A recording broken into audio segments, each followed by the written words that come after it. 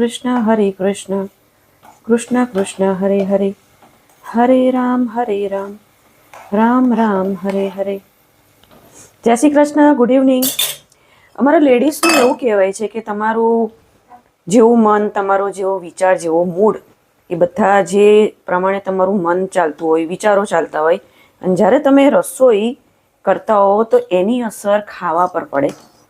અને કહેવાય છે કે જ્યારે તમે ખાસ કરીને ભગવાનનું વૈષ્ણવોનું એ હશે, વૈષ્ણવો કરતા હશે કે જ્યારે તમે ખાસ કરીને ભગવાન માટે ભોગ બનાવતા હો તો ભગવાનનું નામ લેતા લેતા એ જે ભોગ બનશે એ સાત્વિક બનશે.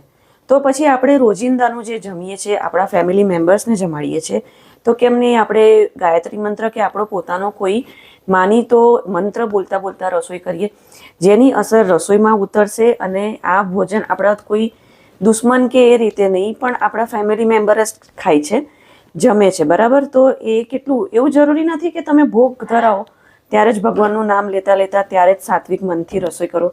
આ ડેઈલી તમે આવા તમારા પોતાના પસંદીના મંત્ર સાથે રસોઈ કરશો તો એની અસર તમારા ફેમિલી મેમ્બરને પણ ફાયદો થશે.